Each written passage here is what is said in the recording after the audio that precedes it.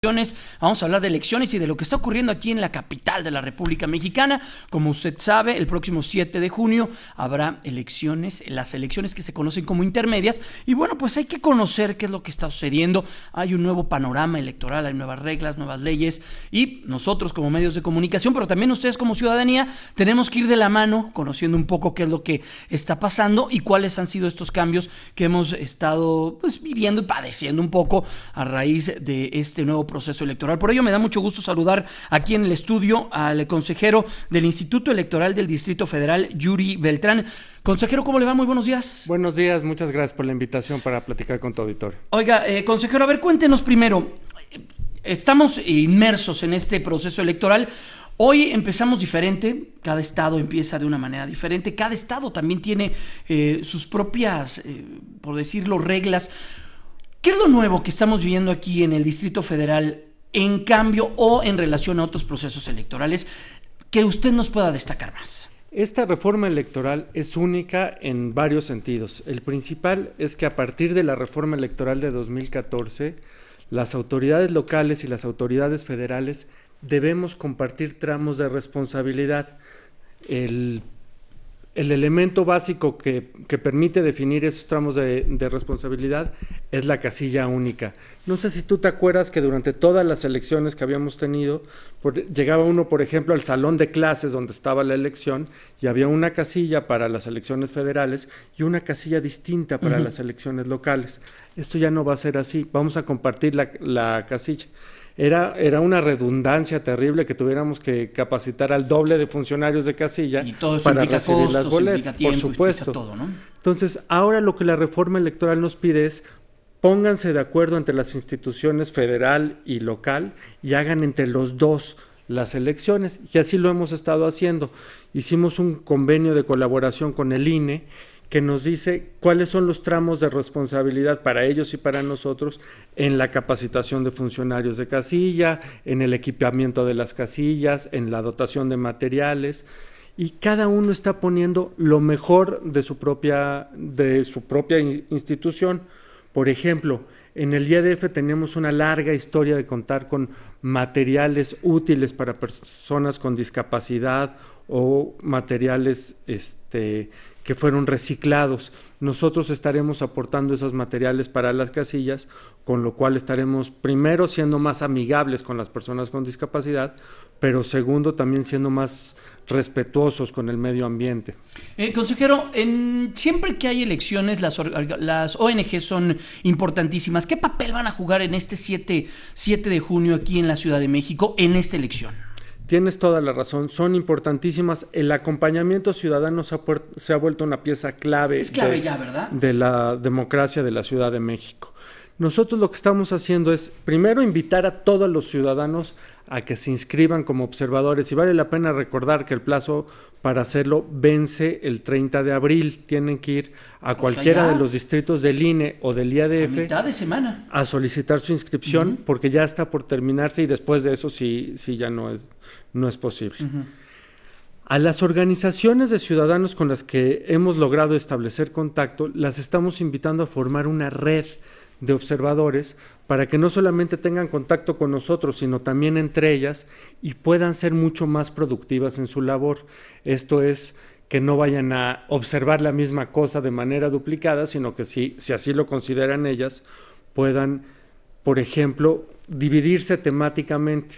La observación en el sentido de solamente observar casillas el día de la jornada electoral ya no se da más. Más bien lo que ahora están haciendo las organizaciones de observadores es revisar grandes procesos, dar acompañamiento a grandes temas, los cuales analizan desde el principio del proceso electoral. Algunas ya llevan meses trabajando y lo hacen hasta que se resuelve el último de los medios de impugnación. Eso es importante.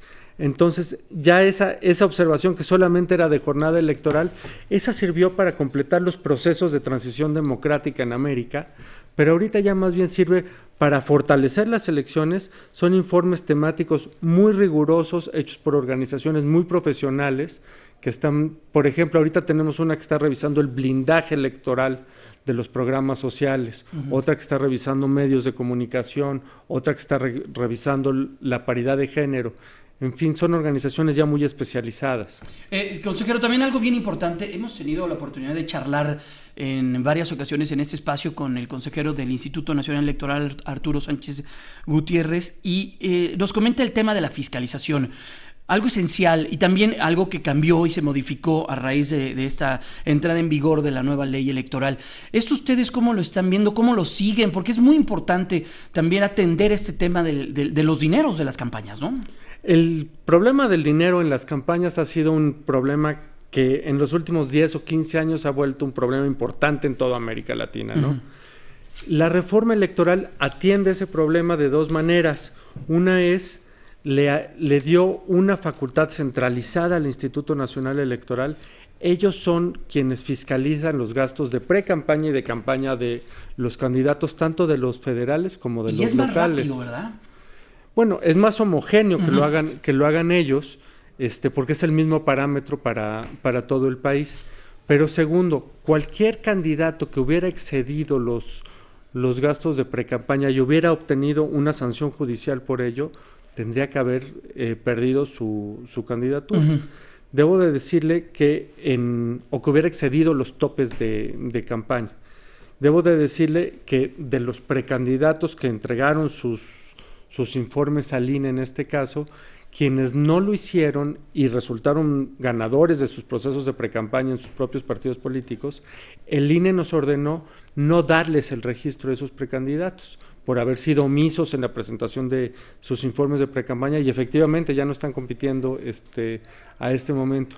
Yo creo que esa es una prueba difícil para la democracia mexicana, pero sin duda contribuyó a darle mucho mayor claridad a los números que tenemos a este momento. Oiga, también algo importante y novedoso dentro de esta jornada electoral que estaremos viviendo son los candidatos ciudadanos.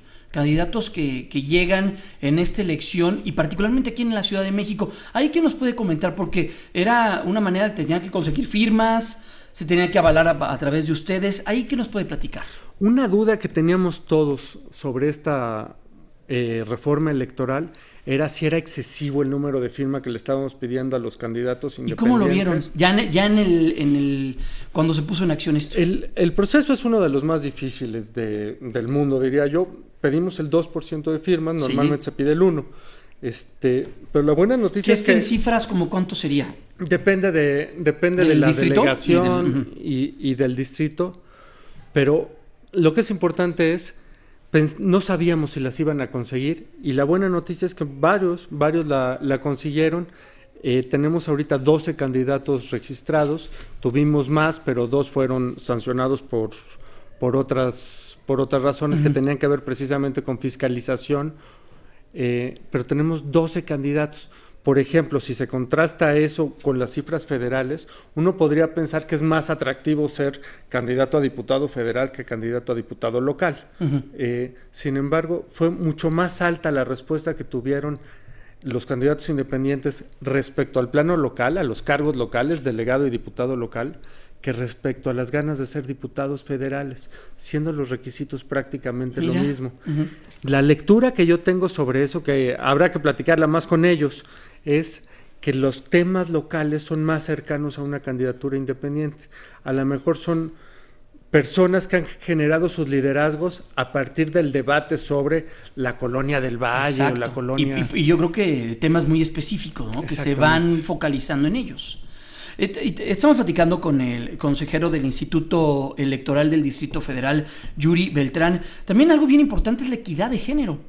Hay que nos puede platicar porque también es un dato y es un tema que fue parte de los debates que se dieron a raíz de la reforma electoral. Ahí cómo caminamos nosotros aquí en la Ciudad de México.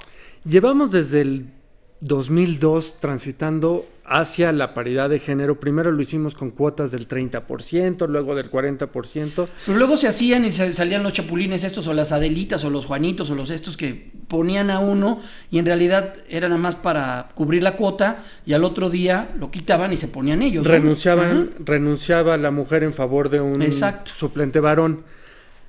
Primero a través de la jurisprudencia del Tribunal Electoral y luego a través de la reforma en la propia ley. Ahorita lo que tenemos es los titulares y los suplentes deben de ser del mismo género. Entonces ya no es posible. Ya no existe esa trampa, pues. Ya no existe la posibilidad de esa trampa. Y además, la ley nos exige que ya no sea 40%. La mitad de las candidaturas tienen que ser para hombres y la mitad para mujeres. De las que ya pudimos darles el registro en el Instituto Electoral del Distrito Federal, todos los partidos han cumplido cabalmente con ese 50%, y la verdad es que estamos muy contentos porque eso sí pudiera generar un pronóstico halagüeño de cuál será la representación de mujeres una vez que se conforme la asamblea o las delegaciones. Faltan 2 cosas todavía, y es que tengan los liderazgos y las capacidades reales de ganar la elección. Están ahorita en marcha talleres de liderazgo para fortalecer las propias posibilidades de las candidatas para que puedan ganar su elección. Nosotros mismos en el IEDF hemos dado algunos de esos talleres, otros los están dando organizaciones sociales en este momento, porque la idea es muy simple. Los candidatos varones tienen muchos años de construir sus capacidades políticas, claro. No así las candidatas mujeres. Entonces les tenemos que dar las habilidades para que se ponga parejo el piso en el que compiten. Pues, consejero del Instituto Electoral del Distrito Federal, Yuri Beltrán, muchas gracias. Siempre es interesante poder platicar con ustedes para que nos cuenten cómo va el termómetro de las elecciones. Pues estaremos al tanto de lo que suceda, cada vez falta menos. Muchas gracias y muy buenos días. Gracias a ti y gracias a tu auditorio, y hay que votar. Hay que votar, eso sí es indiscutible. Vamos a una pausa.